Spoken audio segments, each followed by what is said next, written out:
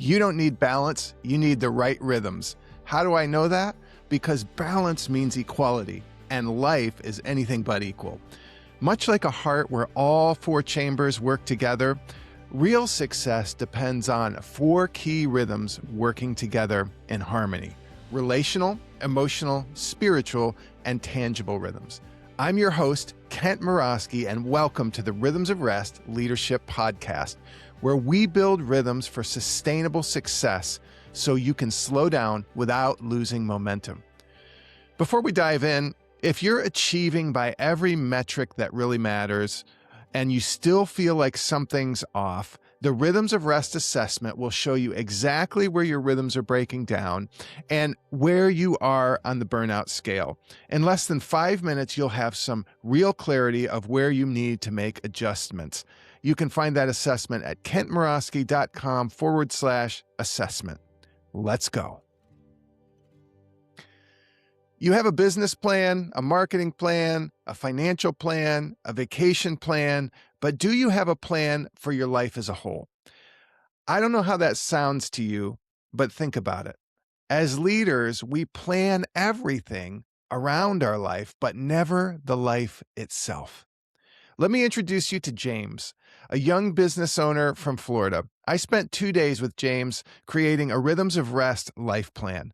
Now, the first exercise we did was to establish his personal core values, not his company's. Now, James, in his mind, like many business owners, kept wanting to skip ahead to the company values, but he resisted that temptation. And here's why, and I helped coach him on this. Your company's core values are shaped by your personal core values. They're shaped by who you are as a person and as a leader. If you don't know your personal values, you'll have trouble clarifying your company's values. It's not that they have to be exactly the same. They don't. But if you're a business owner, you lead an organization, your business values will many times be shaped in part by your personal values, okay? And so developing my own life plan didn't happen until around my early to mid 40s. James is 28 years old. I'm so excited that he gets to do this early because it took me 20 years to figure out that I didn't know how to integrate my life and leadership together. I mean, I had a plan for everything. Just ask my wife. Everything as it related to work, especially, and for some parts of life, but I didn't know what parts were most important and how to put them all together in life and leadership. I didn't have a plan for some of the most important things. Like, I don't think I had a solid plan for my marriage. I had somewhat of a plan, but it wasn't robust enough. I didn't have a great plan for my physical health or my mental health. It wasn't until after my second near burnout that I began to say, something's off here. So James now, back to James. James had a faulty belief running under everything that surfaced as he kept wanting to gravitate towards those company values instead of his personal values. And that underlying faulty belief was this: you have to hustle and grind to be successful. Now, he had gotten that from, like many of us, from his past experience, from growing up, from, relationships in his life, different things. But you have to hustle and grind to be successful. That was the underlying toxic belief. And this is one of the most toxic beliefs in leadership, honestly, especially for young leaders, because the belief is this: that you've got to sacrifice yourself and everything else that's important to you to be successful. And it's BS. It's not that you never need to hustle. Don't get me wrong. It's that the hustle is a tactic, not a strategy. According to Graham Cochran, he says he's a online business owner, entrepreneur, has been very successful. He said, what to do is a tactic, when to do it is a strategy, and why you do it is a principle. And principles work for all people from all backgrounds at all times. And that's exactly what your personal core values are. They're principles by which to operate your life, not just your personal life, not just your business life, all of it together. Hustle guarantees nothing, especially if your ladder is leaning against the wrong wall, right? Furthermore, Hustle is only sustainable for a season. And as I like to tell leaders I work with, a season has a specified beginning and end, right? If you don't have a specified beginning and end, it's not a season, it's a lifestyle. And many leaders mistake a lifestyle for a season because whatever season that they find themselves locked in has no beginning and end. Here's how a faulty belief works, okay? That faulty belief creates a narrative. In James' case, you have to hustle and grind to be successful, or I'm not doing enough. In other words, I don't deserve success. That faulty belief creates a narrative or thought. That thought creates anxiety because you're living against a future ideal rather than a reality. What is enough? If I'm not doing enough, or I can't be successful without hustling and grinding, what's enough hustling and grinding, right? How much more do I need to do? Enough is a moving target if it's not identified. That narrative or thought then creates a feeling. It creates anxiety, right? And that feeling of anxiety drives the action. It leads you to more grinding, which then in turn reinforces the faulty belief in the first place. It's a doom loop, and most leaders don't even know they're in it. So let me just recap that. A faulty belief creates a thought or narrative. That thought or narrative creates a feeling. That feeling drives an action, which then reinforces the faulty belief, and it just continues to go in a loop. If you want to change what you do, you have to change your belief, okay? Your brain is literally equipped to rewire itself, to create new pathways and new patterns. Just like athletes train their bodies into submission, you can retrain your brain. Um, uh, this is far from just motivational fluff. It's actual brain science. You're not stuck with the beliefs that you inherited. It's called neuroplasticity. And they used to think that at some point your mind could not be flexible anymore, could not change. But we've since found out that that is not true, and you can rewire the neural pathways in your brain and replace faulty beliefs with new ones. Okay, so how do you change a faulty belief? Ask yourself this question about the faulty narrative that you're telling yourself. What else could be true? So you have a faulty belief. Um, I can't be successful if I don't hustle and grind. What else could be true? Let's give some examples. So another version of that, I have to hustle and grind to be successful, is I'm not doing enough. Well, what's enough, and how do I know if I'm doing it? What else could be true? That's the question we're asking. Or this, how about this? Maybe the problem is something else. That could be true. Maybe I'm not doing enough of the right things. That could be true. I encourage you to come up with as many thoughts as possible about what else could be true. Then you have to replace that faulty belief with a true belief. And here's the catch. It has to be something true and different than what you actually believe. It also has to be believable.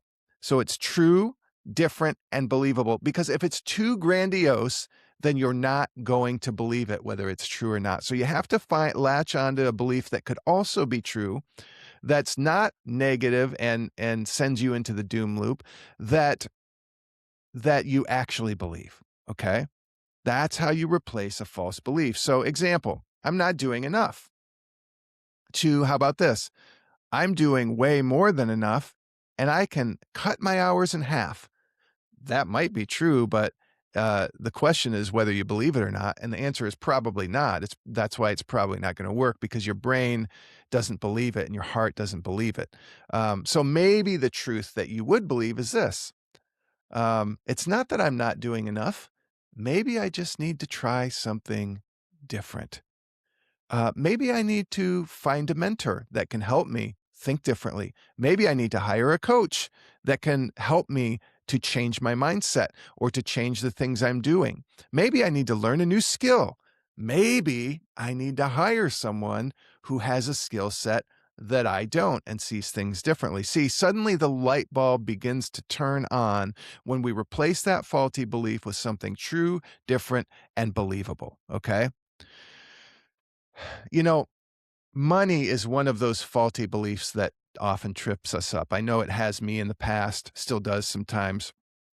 Um, the narrative that has tripped me up in the past is that I don't have enough, right? Many people have that narrative. I don't have enough. Even people with millions of dollars sometimes, I don't have enough. And therefore, they keep squirreling away, squirreling away, squirreling away, and not spending anything. Why? Because in their mind, they believe something faulty. I don't have enough. The problem is they have never defined enough. It's a destructive narrative.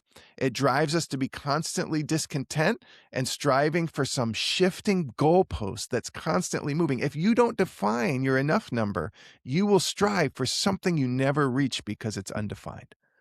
But also, I've been in a place of truly not having enough. That's called poverty, right? Poverty is when we don't have enough. I've been in a place where we didn't know where the groceries were coming from. We didn't know where our next rent check was coming from. I felt like a failure as a provider. I felt like I could never get ahead. I felt like, you know what poverty feels like? And I know this because I've been there before. It feels like a heavy load. Somebody takes a 200-pound weight or 300-pound weight and you're laying down on your back and they just sit it on your chest.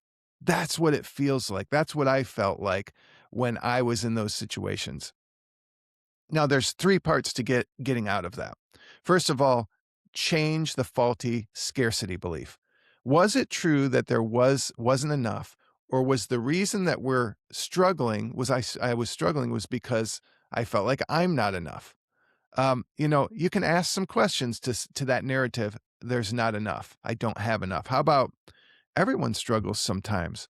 And as much as I hated it, it taught me to persevere. It taught me to trust God more. I saw miraculous provision at times. It changed the narrative in my head over time, but I honestly struggled with it for way too long. Or here's another narrative that we could change that faulty scarcity belief. There's more than enough for everyone, including me. See, that's the difference between an abundance mindset and a scarcity mindset. And I've made that shift, and it's come through a long struggle at times, but I've made that shift. Second way to change a belief, this scarcity belief is I had to define my enough number. The amount of money I felt would be enough to take care of my family, save for retirement, live the way I want to live, and be generous with my family, my friends, and the causes I love. I had to define that number. I want to encourage you to define your enough number, because if you don't, you will constantly be striving for something you can never reach. Number three, challenging the scarcity belief. Always measure backward. This idea came from Benjamin Hardy's book, The Gap and the Gain. And, instead of telling myself there's never enough, I was able to measure backward and celebrate my progress. And my income has tripled in 3 years. Now, here's what I mean by measuring backward. Um, we have to measure progress from where we've come from, not against where we're going. If we look back and look where we've come from, then we can truly see whether we've made progress or not. My income has tripled in 3 years. That's progress. If we measure forward to an ideal goal that is undefined, we will constantly be living in the gap because we're measuring against a moving goalpost and we can never get there. So we'll constantly feel like we're not doing enough, we're not earning enough, we're not enough. We have to measure backward from where we've actually come from. And that's the real way to measure progress.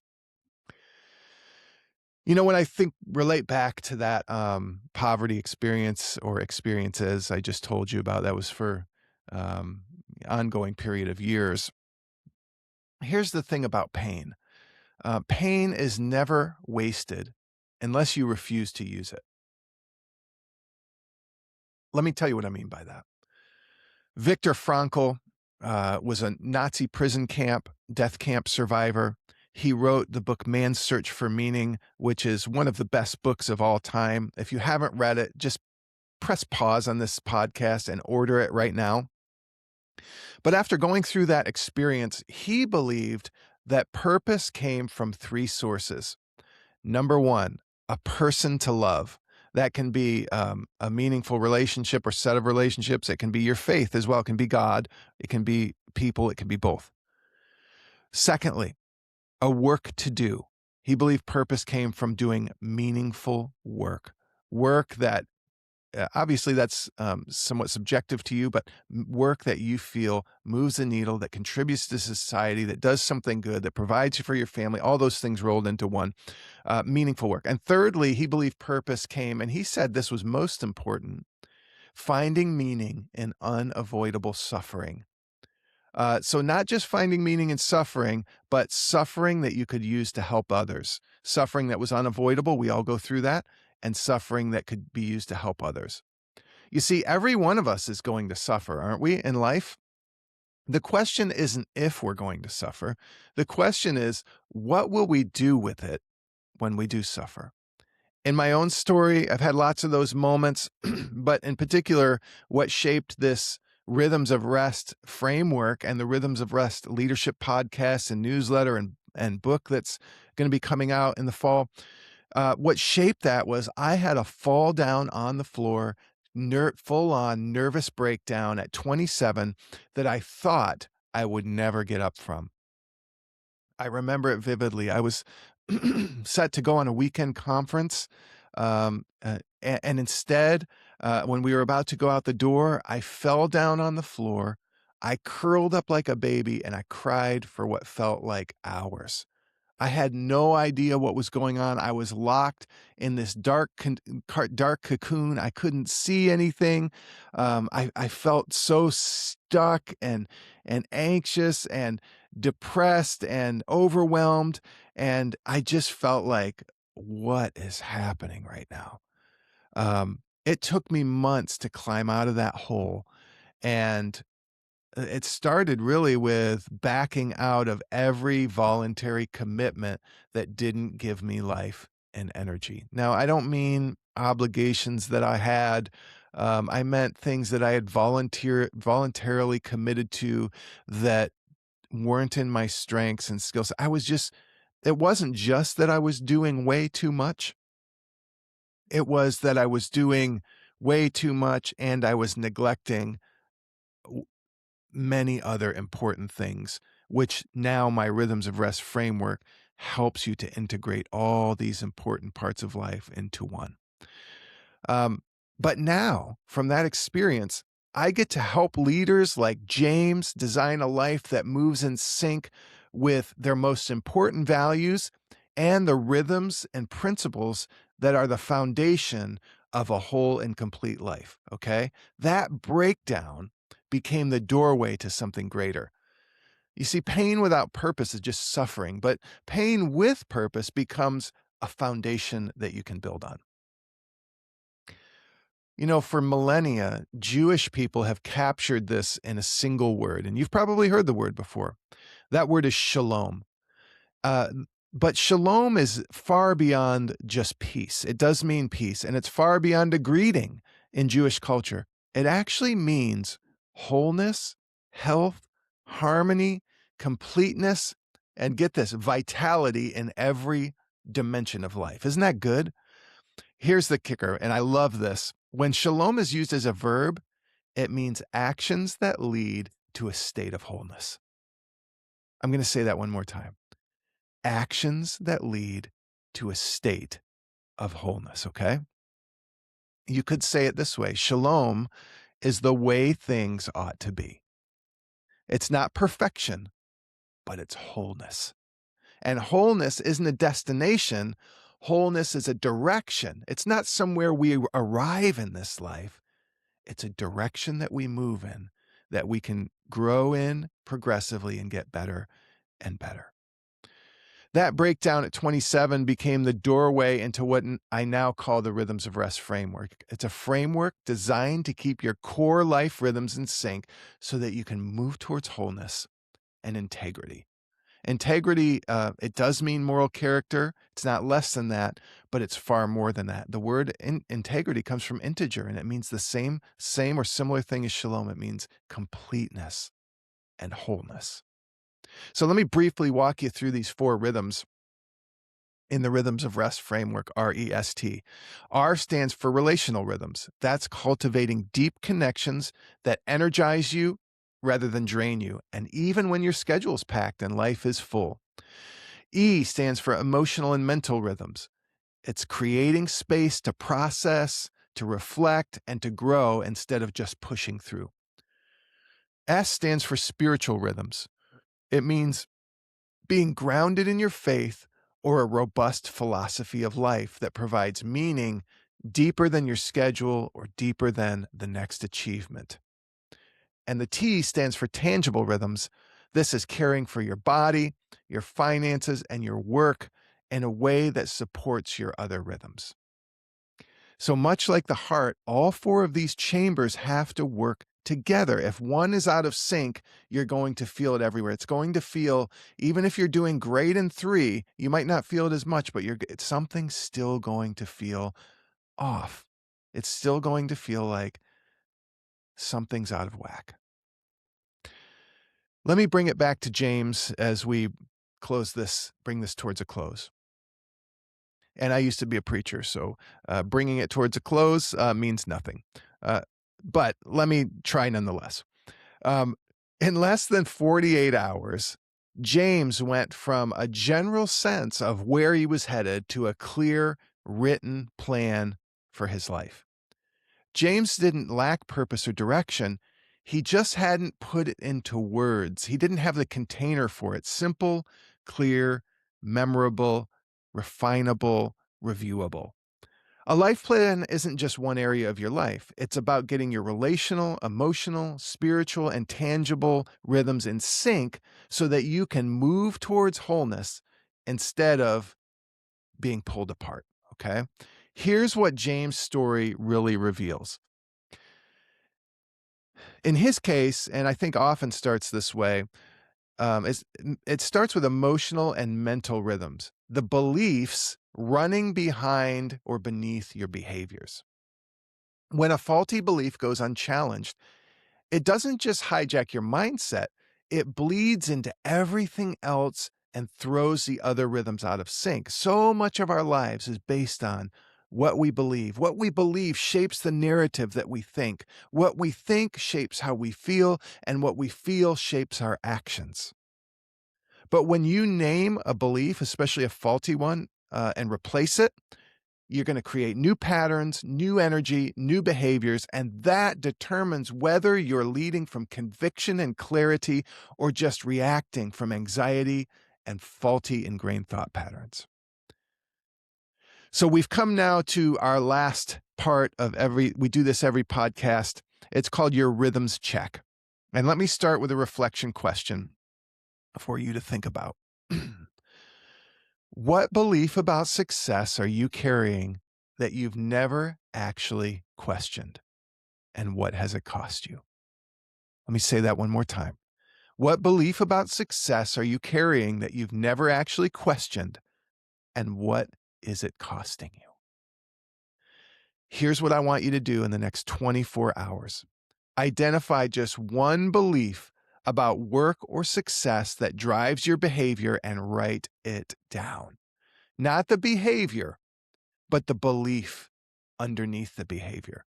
The story that you've been telling yourself that you've never actually questioned. What is the belief behind that story? If you could, I want you to drop it in the YouTube comments, DM me on social, or just send it to my email if you're on my email list. Just one sentence about that belief. You'd be surprised how many leaders are carrying the exact same belief. And once you name it, it starts to lose power. I'll read every single one, I promise.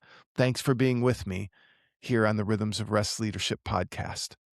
If this resonated with you today, you're going to love my biweekly newsletter. Every other week, I send out honest, practical insights to help you live and lead from an internal place of rest and wholeness instead of balance and burnout. So, no fluff, just simple tools from my Rhythms of Rest framework to help you slow down without losing momentum. Just go to kentmorawski.com/newsletter to sign up. It's absolutely free, and you'll be the first to hear about any exclusive offers and get bonus content. I hope you have a great week.